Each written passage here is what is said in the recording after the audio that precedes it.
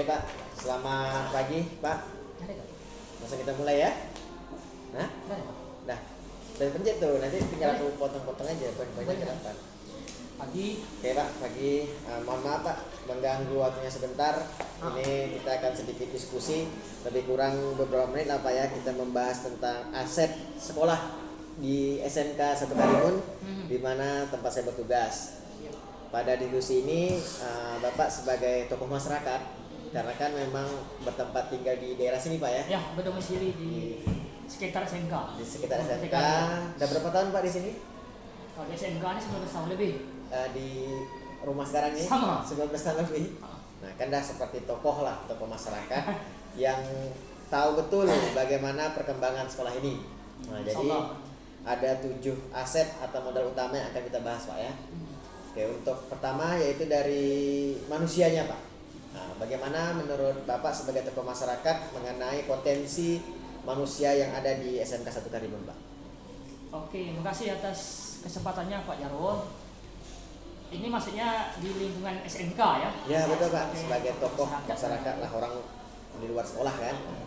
Jadi kalau masalah manusia ini, kalau saya lihat SDM yang kalau kita ini di SMK ini, kalau saya tengok itu ada 2, ada guru, ada TU. Ada TU, oke. Staf tata usaha dan kita guru, ada guru-gurunya gitu kan. Kalau secara jenjang pendidikan untuk guru, sepengetahuan saya udah oke lah, istilahnya rata-rata semua udah S1. Ada juga yang S2, ada S1, orang lah S2, kan. oke. Dan juga kalau untuk staf TU ini itu rata-rata kalau dipresentasikan banyak yang masih selevel SMA, tapi ada juga yang udah S1 beberapa orang gitu lah, tapi kalau di mayoritas kan itu masih jenjang SMA. Minimal SMA Pak, tak ada yang Ya, SMP itu tak ada lah ya. Tak ada lagi ya. Itu masalah manusianya. Kalau untuk guru tadi Pak, selain ada yang S1, S2, bagaimana untuk meningkatkan profesional Pak? Sertifikasi itu rata-rata kayak mana? Berapa persen tuh dari guru yang ada? Kalau persentase mungkin ada 10% mungkin. Udah lebih dari separuh ya. Lebih dari kan separuh. luar biasa tuh termasuk aset juga ya. Alhamdulillah. Oke, sertifikasi Ya. sudah melebihi separuh lah ya. Itu pun ada juga sebagian saya pandang kawan-kawan di guru ini masih nunggu antri gitu kan. Dia kan ada masa kerja. Atau umur barangkali kan, tapi udah ada tuh yang antri menunggu panggilan. Oke. Gitu gambarannya kalau masalah tentang sertifikasi. Untuk dengan jumlah siswa dengan jumlah kelas ini, untuk guru itu udah mencukupi ya di sekolah ini atau bagaimana? Kalau standar maksimal belum lah. Oh masih. Tapi kalau untuk standar minimal bisa dikatakan oke lah. Tercapai lah. Misalnya kita pandang per jurusan gitu kan. Tapi yang perlu nampak saya karena jurusan kelas itu nanti ada yang pensiun. Jadi kalau setahu saya itu ada pengganti. Ya, nanti agak bingung juga tuh karena tidak ada pengganti gitu.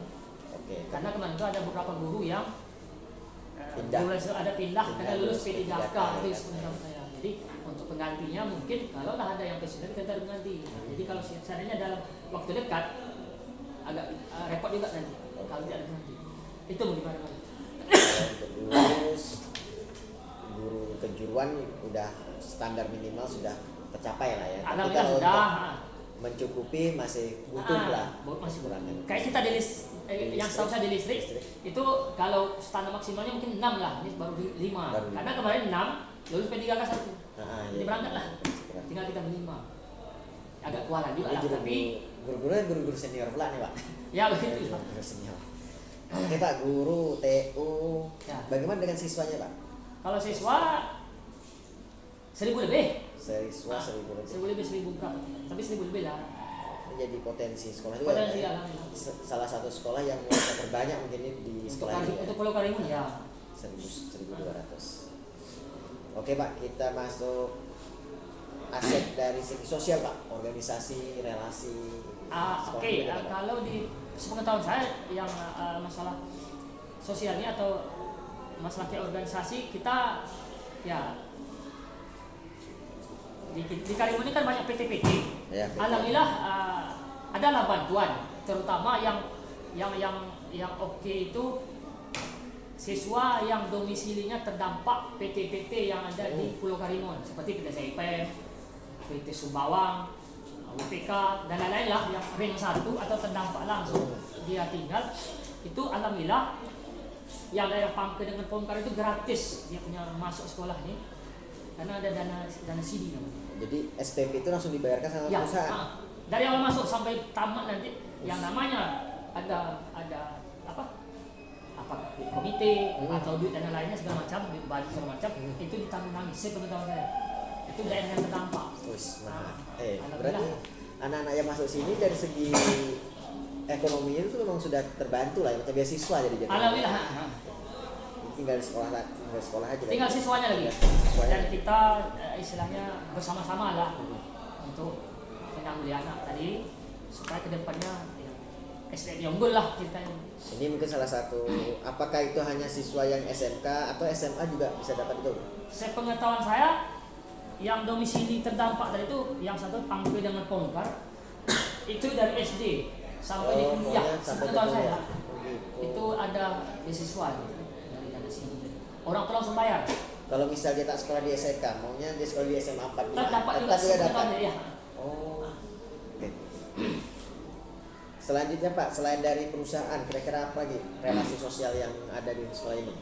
organisasi atau kalau organisasi di apa istilahnya kayak LSM gitu ya barangkali dia ngasih apa semacam informasi atau edukasi gitu kan. Seperti mungkin barangkali dari SAR ada dia edukasi siswa kita, dari PMI semacam guru tamu itulah bahwasanya begini gitu untuk kalau SAR berarti bencana. Kalau PMI juga di masalah bencana juga kan, cuma dia mengedukasi lah. Ya. Ruang guru tamu lah cerita. TNI Polri gitu boleh tuh. TNI Polri masuk juga. Kayak kalau TNI kayak penerimaan dia datang konsultasi, dan itu berjalan waktu dia latih siswa kita ini entah per minggu atau apa gitu ada tuh dia suruh datang ke sana untuk melatih fisik. Apakah sekali seminggu apa dua kali, tapi ada dia sebenarnya kerjasama lah TNI Polri gitu. Nah, kan Bapak sebagai tokoh masyarakat nih, untuk sosial melibatkan ke masyarakat sendiri yang Bapak rasakan sebagai penduduk sini apa tuh? Apakah ada sekolah ini program ke masyarakat gitu? Kalau dulu sepengetahuan saya ini dulu kalau PPDB itu kita biasanya pas hari-hari terakhir atau ada hari-hari dalam PPDB itu kita buat semacam roadshow ke masyarakat. Semacam gotong royong lah. Gotong royong. Bansos apa? Bakti sosial, baksos. Ke seputaran lingkungan SMK atau domisili dia, apakah di jalan raya, nah gitu biasanya kita ada itu. Itu sebelum COVID ya, tapi pas COVID kita tak ada lagi. Sebenarnya gitu, ada kita buat. Berarti kan udah ada hubungan koneksi lah ya masyarakat tuh antar sekolah dengan masyarakat. Dan masyarakat alhamdulillah mendukung gitu, mensupport lah positif dengan kegiatan ini. Oke. Kita masuk selanjutnya Pak, aset yang ketiga, aset fisik. Oke, kalau kita tengok fisik SMK Negeri 1 Karimun ini, alhamdulillah kalau secara fisik, kalau ruang-ruang teori, ruang kelas belajar ya, alhamdulillah bisa dikatakan oke. Cuma kurang tertata rapi ya, itu ya yang saya pandang ya. Kalau kelas oke, workshop oke, semua jurusan, listrik, bangunan, audio video, las, TKJ, AV, Garaba, itu alhamdulillah sudah ada workshop tersendiri. Dan gurunya sesuai dengan spesifikasi ilmu dia lah, potensi dia. Alhamdulillah secara fisik dan SDM tadi. Ini yang menjadi syarat harus berdirinya sekolah SMK kan salah satu workshop ya. Jadi workshop. semua itu udah ada ya. Ada alhamdulillah. Kan yang paling bagus katanya listrik tuh yang dapat bantuannya. Tahun 2001 jurusan listrik kita dapat SMKPK, jadi dapat bantuan renovasi, redesign workshop yang tempat kita ini workshop listrik. Jadi di redesign workshop lama itu dia robah sikit lah, dipercantik, tambah alat, alhamdulillah. Ya itulah yang lagi up pas baru. Iya yang terbaru.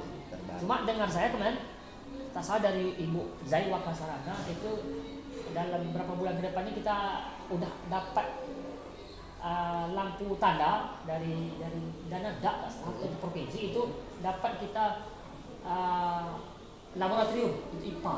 Labor IPA. Labor IPA. Wih. Cuma kapan eksekusinya, tapi itu udah ada labu tanda dari pejabat yang berwenang lah sepengetahuannya. Jadi kayak ini kalau untuk sarana prasarana dari gedung dan ruang belajar nih dikatakan cukup ya. Dan GS kita ada ruang serbaguna, ruang rapat, ruang mungkin majelis guru, wakil keseluruhan, ruang wakat ada tersendiri, ruang kepala sekolah, ruang TU. Alhamdulillah secara gedung fisik untuk personil yang petugas alhamdulillah. Lepas itu bicara fisik lagi masalah lapangan. Oke, lapangan futsal kita ada di bawah. Lawan voli ada, lapangan badminton kita di aula tuh merangkap. Iya, futsal, voli, badminton di gedung GS ya, Pak. Iya, di GS. Lapangan apa tadi? Ada apa? Basket. Ada basket. Oh ya, tempat upacara. Ya, kantin kita ada juga di bawah. Oke, lengkap. Cuma kalau kantin belum kondusif lah, tapi untuk saat ini. Tapi ada. Operasi ada lagi, Parkir motor. Parkir memadai, karena kita luaskan kita lokasi dia. Alhamdulillah. Masuk Pak, lanjut aset keempat, alam dan lingkungan Pak. Alam dan lingkungan mendukung kalau untuk dunia lingkungan lah. Untuk belajar di sini nyaman Pak ya. Nyaman. Ya. Karena jauh dari kebisingan, dari jalan raya bisa dikatakan jauh lah tempat yang ramai itu. Alhamdulillah kondusif lah. Kalau untuk sekolah tuh memang dah oke lah, pas lah ya. Oke. Tambah ada danau lagi. Ada danau di situ. Danau. Untuk edukasi lah ke depannya barangkali apa yang nak buat gitu kan. Tak kantin terapung mungkin ke depannya mau alam lah, tapi prospeknya bisa. Atau kelas terapung, bisa saja. Belajar di atas danau ya. Oke, kita masuk. Kita masuk ke aset finansial. Oke, kalau finansialnya setahu saya kalau untuk siswa ini itu ada kita mungut sesuai dengan pergub ya, peraturan gubernur itu kita kita mungut duit komite atau dulu bahasanya SPP. Itu sebulan 150 per siswa. Itu kalau dari siswa berdasarkan pergub tadi. Lalu ada dari dana BOS, itu dari kementerian dana BOS. Oke, SPP, BOS, UP ada ya? Produksi. Jadi di SMK ini kita ada mengelola kayak ada buat tralis, ada pemasangan instalasi, ada dari kantin. Itu istilahnya ada semacam pembagian lah, deal-deal dia, ada aturan main dia dari unit produksi. Itu untuk ke sekolah ada, misalnya untuk kesejahteraan personel SMK itu sebenarnya. Jadi untuk guru ada, untuk TU ada. Jadi nanti kalau di kalkulasinya dia per tahun tuh, nanti biasanya pas THR lah, adalah nambah sedikit untuk beli-beli kue lah barangkali. Memang tak banyak tapi alhamdulillah ada ya. Insya Allah setiap tahun itu dapat. Untuk ini tambahan dana berarti Pak yang untuk BOS sama SPP itu memang untuk operasional sekolah lah ya, sekolah. Kalau untuk penambahan kesejahteraan pegawai itu di unit produksi berarti ya. Oh, itu ada perbedaannya di situ.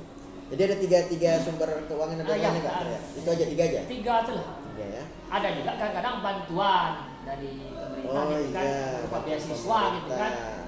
Beasiswa itu biasanya kalau contoh dulu yang pengetahuan saya lah, itu pernah dulu dari PLN. PLN itu ada program dia siswa yang berprestasi 5 besar atau 10 besar, saya lupa pula. Kemudian ada wakil keseluruhan dan konfirmasi atau dari ROIS dia, guru agama dia gitu. Jadi seleksi nilai anak nih nanti untuk sekolah lain ada pula. Jadi ada per SMK nanti dikasih dia beasiswa per 3 bulan apa per semester, tapi ada. Cuma dia seleksi. Itu. Berarti itu peruntukannya kan lari ke siswa. Kalau yang PLN tadi ya. Oke Pak. Lanjut Pak ke politik. Kalau di politik ini ya otomatis pemerintah tetap bantu kita kan. Istilahnya kita buat proposal. Contoh tadi lah, insya Allah ada lampu tanah tadi kita dapat bantuan apa tadi lampu lupa tadi ya. DAK itu Pak. Dana DAK, dana alokasi khusus dari kementerian. Sebetulnya saya itu dari pemerintah atau dari provinsi kan kadang ada juga kita usulan begini ada. Lalu kalau masalah politik ini kita istilahnya tidak bergelimang langsung dengan politiknya, karena dunia pendidikan dilarang gitu kan. Tapi kalau ada istilahnya Anggota- anggota dewan yang berkunjung ke sini, apakah sosialisasi, ngasih bantuan dan aspirasi kah apa segala macam, kita tetap open. Ada. Reses ya. Dana reses kah apa gitu, ada dia buat. Istilahnya kita seperti saya lupa seminggu kemarin tuh, setahu saya ada yang datang gitu kan, ada konfirmasi dari tim sekolah lah bahwasanya ada yang mau bantu lah dari dana reses. Jadi apa kira-kira kebutuhan untuk SMK gitu. Jadi kita usul lah, tapi yang berjalan waktu tentu kita buat proposalnya, kita tunggu sampai benar-benar itu jadi realisasi. Betul. Namanya orang ngasih gitu kan ya, kita berdoa aja jadi secepatnya gitu. Jadi memang berarti SMK ini tetap untuk politiknya dalam tanda petik yang positif tadi tetap menjadi komunikasi, bukan berarti tak boleh berpolitik, tak memberikan kesempatan pemerintah dengan dewan masuk sini ya. Oke. Kita masuk yang terakhir Pak, aset agama dan budaya Pak di sekolah ini bagaimana? Kalau agama ini kalau tak salah kalau Islam ada, itu mayoritas lah kita. Muslim Ya, Buddha, ya, Kristen, yang dua itu Protestan Katolik itu ada. Kalau Hindu ini saya rasa tak ada. Berarti 3 lah. 3 itulah yang mayoritas lah. Ada agamanya. Itu tak ada masalah ya Pak, berjalan sesuai dengan ya normal lah. Yang mayoritas Muslim di sini kan. Kita dapat menjaga. Selama ini tak ada lah benturan antara ras tadi. Umpamanya maaf cakap suku ini tak ada lah. Tapi kalau seandainya ada kejadian, kita cepat menanggulanginya. Itu biasanya dari kesiswaan atau sekolah langsung. Atau kalau kita tak sanggup menanggulangi, itu biasanya langsung kita call polisi untuk penengah lah. Atau bisa juga karena siswa ini masih dalam taraf dunia pendidikan gitu kan, jadi bisa juga kita minta DPA perlindungan anak gitu kan, untuk penengah gitu kan. Tapi selama ini yang kasus serius tak ada lah. Berarti masih aman-aman. Kondusif lah.